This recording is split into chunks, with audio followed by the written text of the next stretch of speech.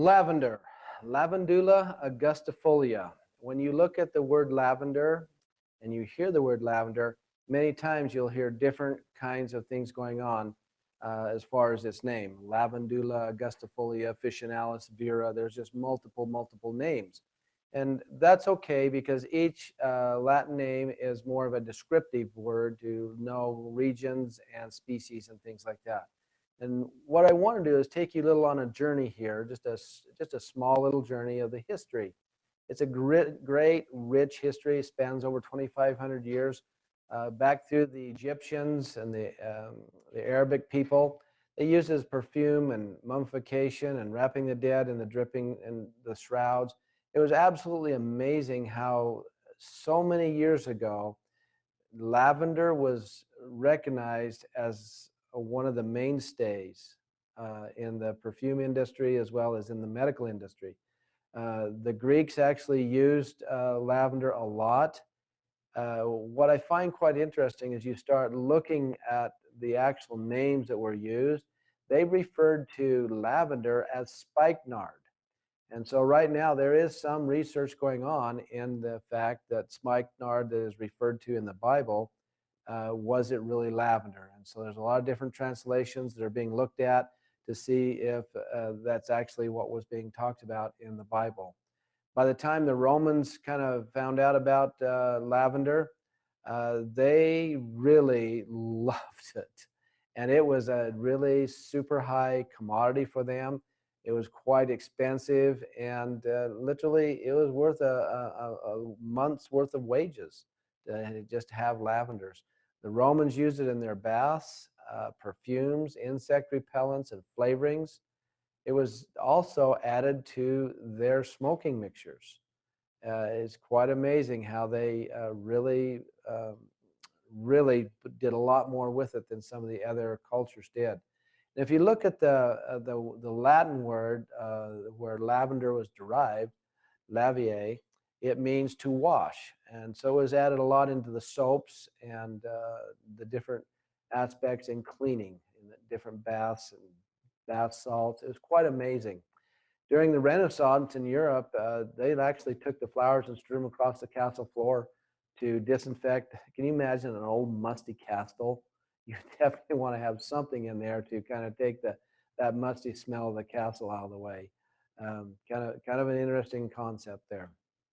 But here's what I found interesting as you really go in and start focusing on the research and the history.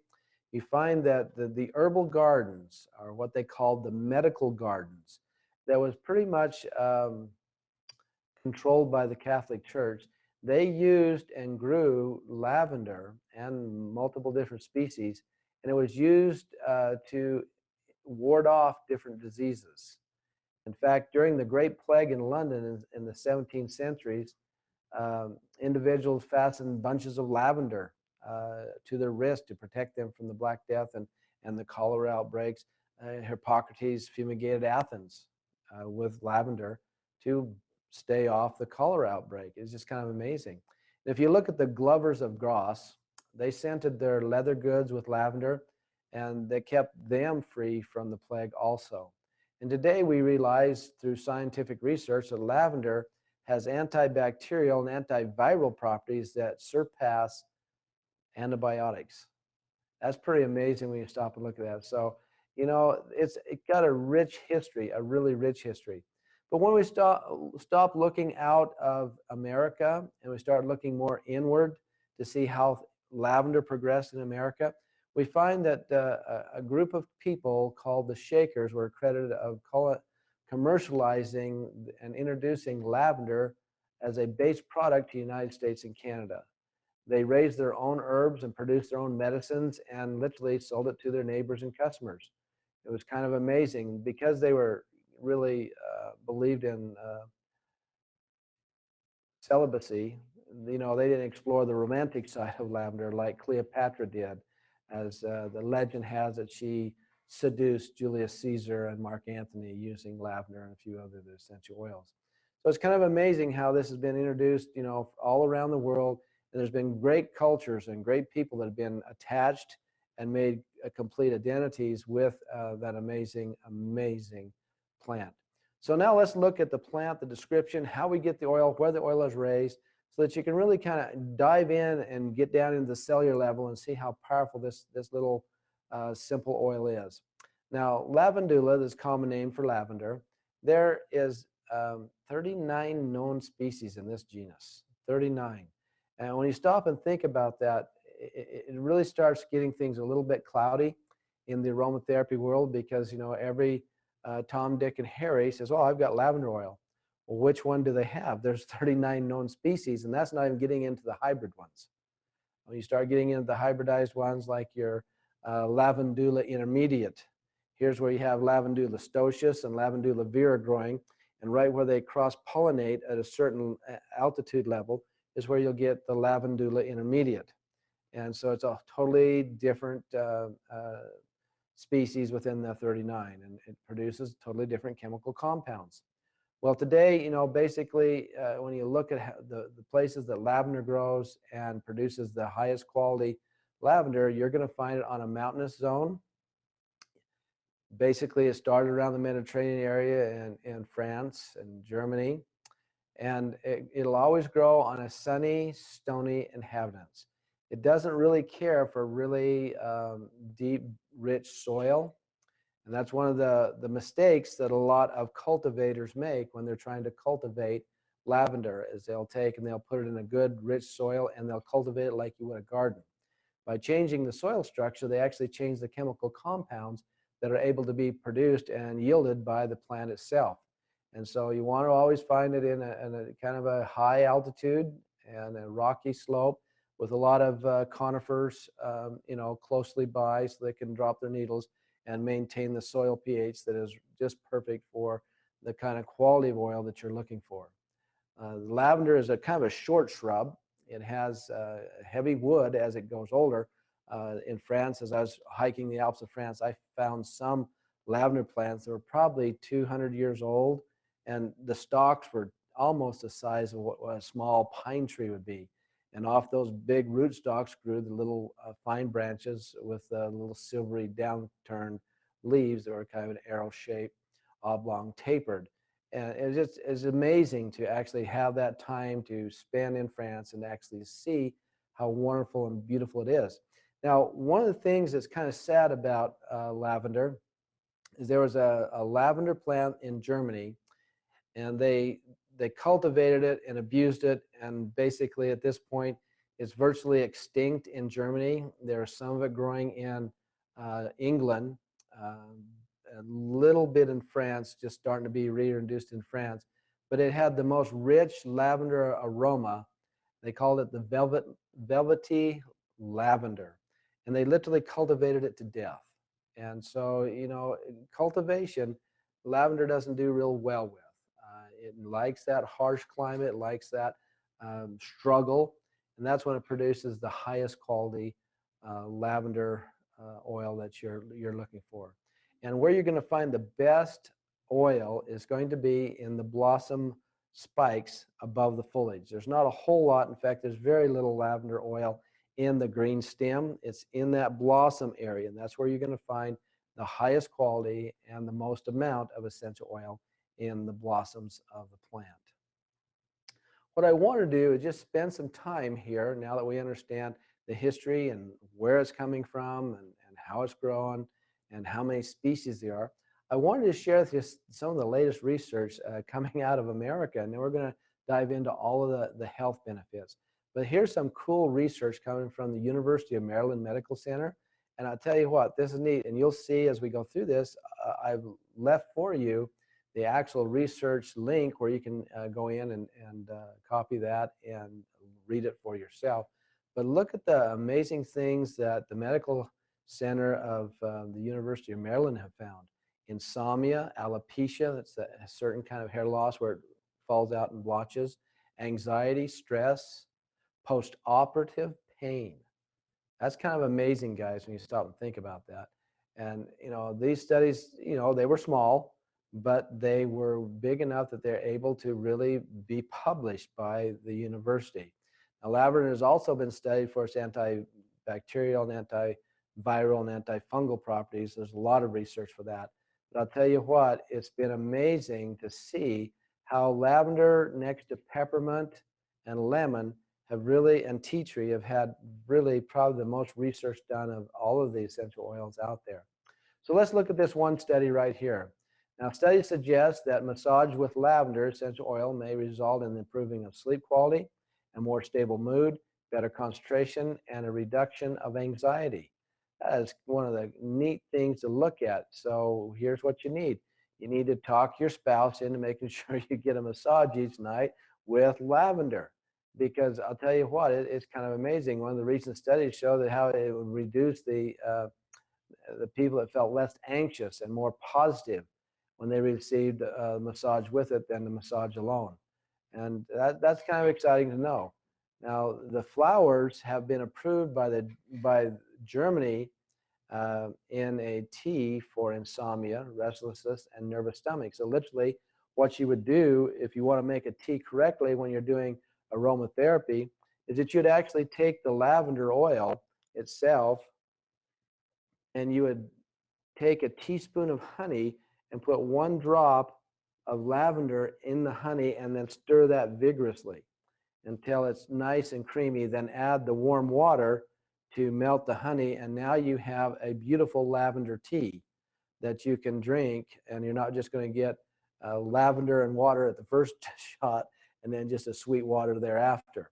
By mixing it with the honey first, that's the first step, you'll have a much better success in having a tea instead of just a sweet water after you drink the lavender. Now, here's another study that they did on lavender oil that improved pain control after surgery. How many people do you know that's actually going in for surgery this week, next month? This is something they should know. And I'm charging you to take the opportunity to share this research with them. 50 patients undergoing breast biopsy surgery received either oxygen supplied with lavender oil or oxygen alone. And the patients that had the lavender group, they literally showed a greater control of pain, postoperative pain. Guys, I tell you what, that's impressive. Something that simple, you should be yelling from the treetops, from the rooftops about this to people. Now, in 2013, a paper on lavender and the nervous system states there is a growing evidence suggesting that lavender oil may be an effective treatment for several neurological disorders. And I know one of the things that we have seen within our extended family is lavender being very successful for neuropathy. So let's look at the health benefits now that I think you guys are going to be really excited about. I know this one I was really excited about, Alzheimer's. In the Journal of Phytomedicine, inhaling lavender oil, just the vapors, for 60 minutes. Now, what they mean by that is literally taking the lid off the bottle and smelling it. Or, you take a drop and put on under your nose here. If you have a mustache, put it on your mustache. Worked very, very well. Look what they found, that it showed that it prevented brain oxidation stress in rats with dementia. That's pretty impressive. Now, everyone in the sound of my voice should be wanting to share this, what you just heard, to everyone you know, because Alzheimer is on the rise, guys. This is important. You need to really be sharing this information. Look at the next one here. In the International Journal of Psychiatry and Clinical Practices, supplementing with an 80 milligram capsule of lavender oil would alleviate anxiety, sleep disturbances, and depression. Here's what's amazing, guys. In this study, this is not Danny Young saying this. In this study, they used the French medical application of what? 80 drops in a capsule. Well, what are you supposed to do with the capsule? Put it behind your ear, between your toes? No, that is an ingestion. Whoa, ingesting oil? Come on. What's going on here? Guys, that's why we do the integrated approach of all three, German, French, and English.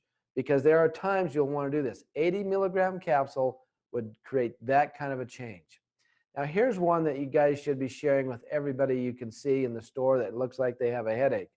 In the European Journal of Neurology, People struggling with migraine headaches saw a significant, not a little bit, not some, not just slight, but a significant reduction of pain when they inhaled lavender oil for 15 minutes. So once again, smelling or applying under the nose so they can have that opportunity to have that aroma for a sustained period of time.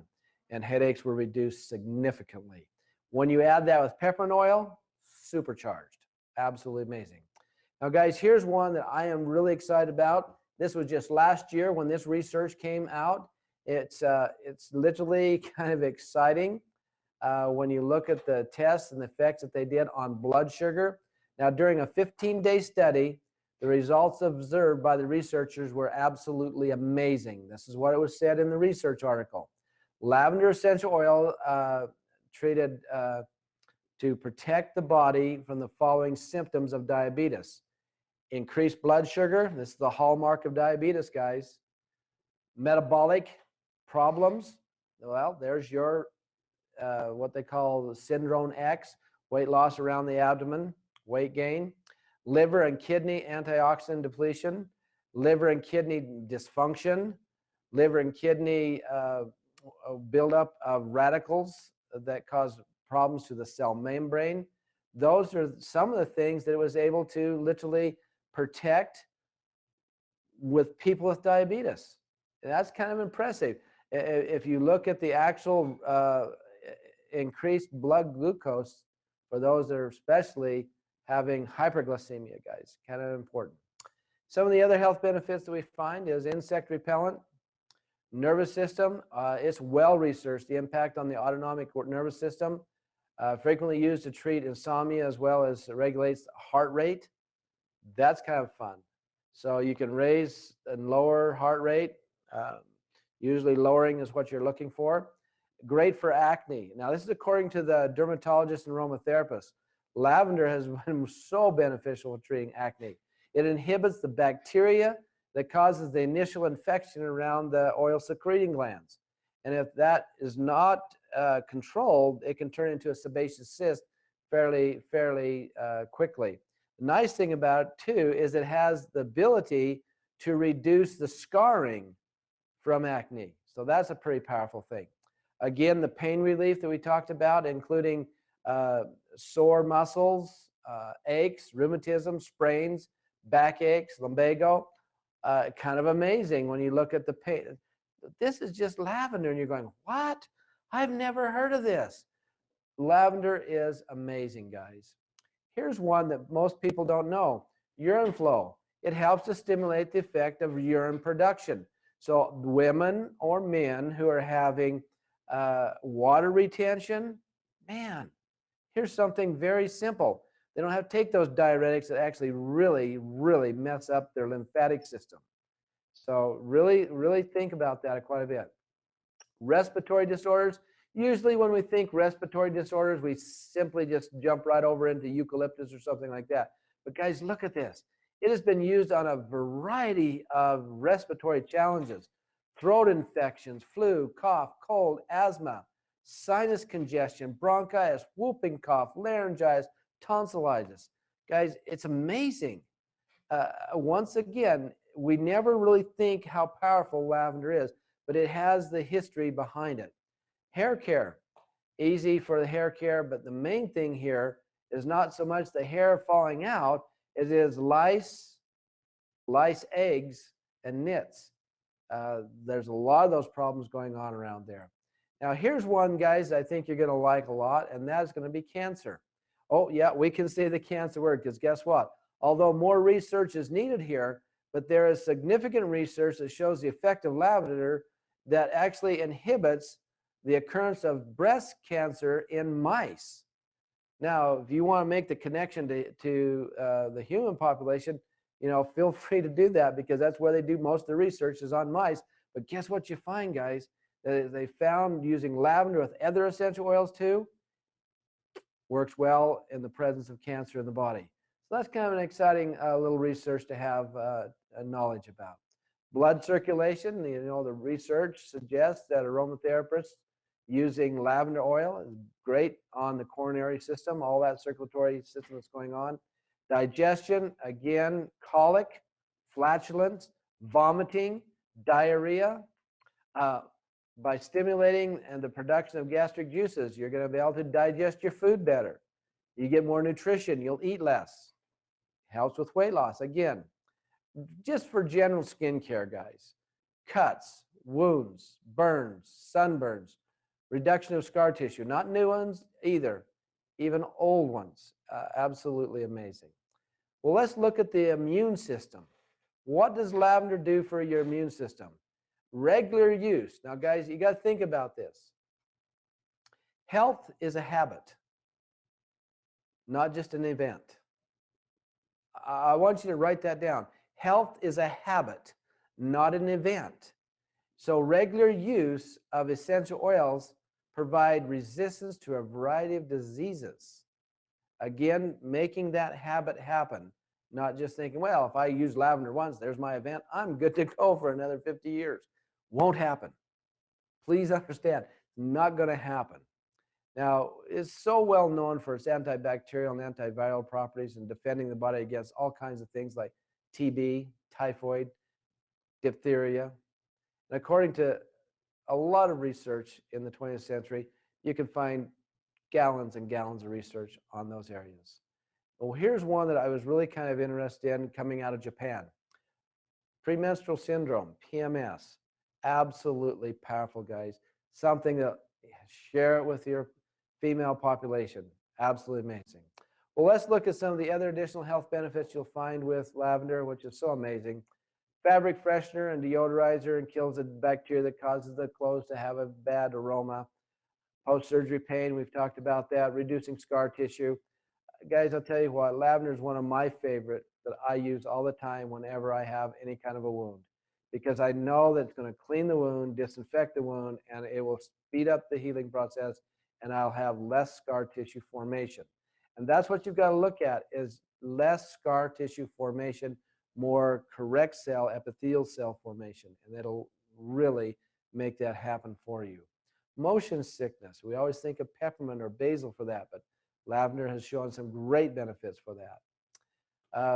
Here's one, guys, that another one you need to share.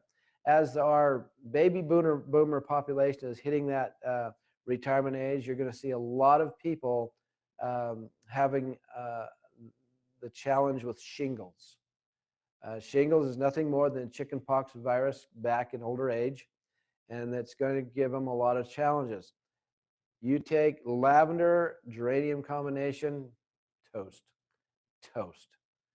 You should be sharing this with every person you come in contact with, because they need not suffer. And there's a lot of people out there suffering with shingles. Scabies infections, and it's a great alternative deodorant until we get our deodorant release for you. Lavender is what I call the universal oil. Whenever you need something and you have no clue what to grab, grab your lavender oil.